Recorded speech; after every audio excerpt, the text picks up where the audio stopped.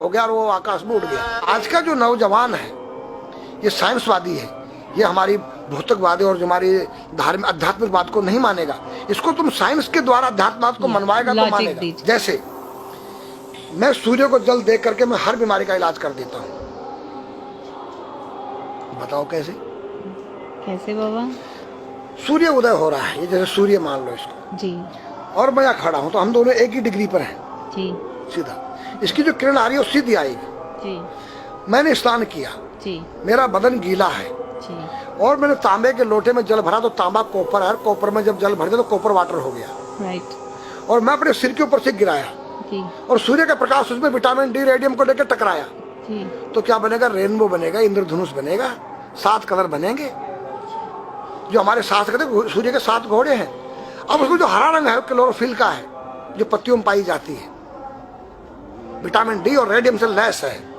वो मेरे मस्तक पे, मेरी आंख पे, मेरे कंठ पे, मेरे हृदय पे, मेरे फेफड़े पे, मेरे लीवर पे, मेरे पित्त पे, मेरे आमाशय पे, मेरे गुर्दों पे जब वो गिरेगा क्या करेगा? ऐसे 6 रंग कलर और बचे हैं, बैंगनी है, ऑरेंज है, नीला है। तो ये क्या करेंगे? किस चीज के प्रतीक है?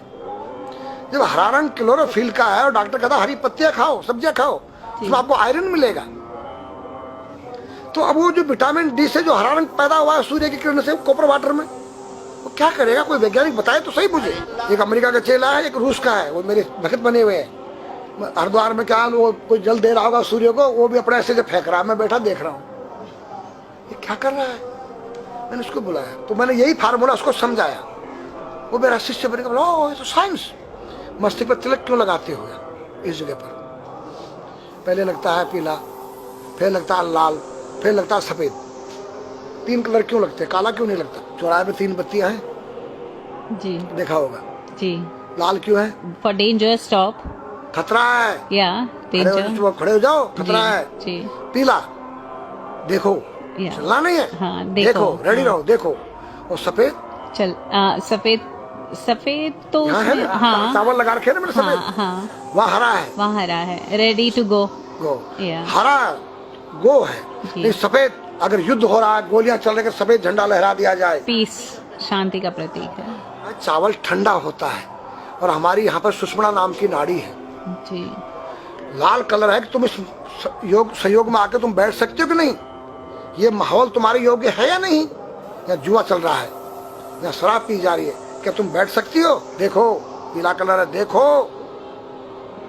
आना नहीं, जाना नहीं, देखो। ओ खतरा है या ठीक नहीं है, चलो। और सफेद शांति, जी। क्या है? शांति है, बैठ सकते हैं। तो ये हमारी जो है संस्कृति में एक वैज्ञानिक है।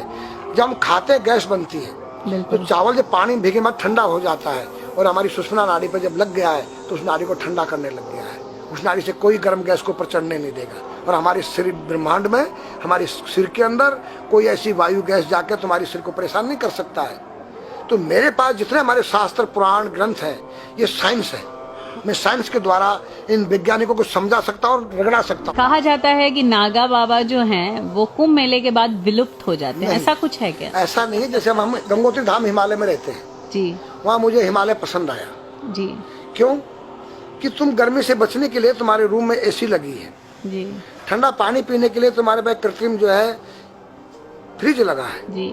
हवा लेने के लिए तुम्हारे को पंखे या कूलर जो है कृत्रिम लगे हैं। लेकिन भोलेनाथ बाबा ने मेरे लिए नेचुरल एसी लगा रखी है और नेचुरल फ्रिज लगाया है, नेचुरल पंखे लगे हैं। तो मैंने सब कुछ त्याग दिया।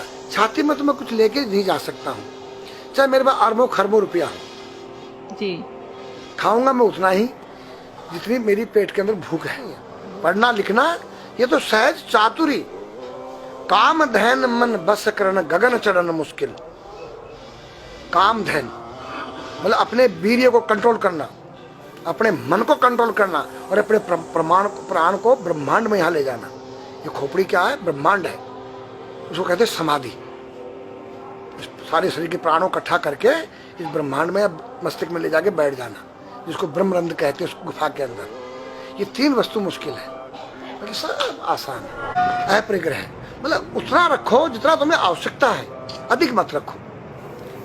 अब तुम अष्टांग योग जो है पतंजलि लगा रहे हो और व्यापार बिजनेस चालू है, मेरी दूध को ले लो, टूथपेस्ट ले लो, अब मेरा आयुर्वेदिक अंडरवियर आ गया है। मैंने बोला वो कैसा है कि मैंने गंगा जल में जड़ी बूटे के रस में धागे भिगोए थे तब बनाया था। और मेरा दावा है कोई कितना योग कर ले कोई स्वस्थ नहीं रह सकता है, क्यों? खान पीन तुम्हारा केमिकल, वायु में तुम्हारा केमिकल, पानी में तुम्हारा केमिकल। अब जो तुम आरओ का पानी नहीं पी रहे हो उसके पानी के गुण ही नष्ट हो गए सब। उत्तर को सिर करके सोना क्यों मना किया है साइंस ने? हमारे शास्त्र मना करते हैं। हम उत्तर को सिर करके सोएंगे, दक्षिण को पैर करके। हम जब उठेंगे तो हमारी दृष्टि कहां? दक्षिण की तरफ जाती है। दक्षिण में यम का वास होता है। और जब दक्षिण को सिर करके सोएंगे तो हमारा मुंह उत्तर को जाएगा। उत्तर हिमालय है, भगवान शिव का कैलाश है।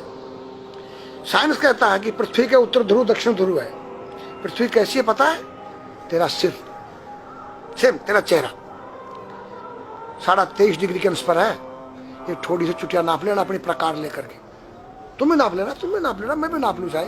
ये थोड़ी सी चुटिया 90 पर नहीं है, ऐसे तिरछी झुकी हुई है। ये चुटिया, ये थोड़ी है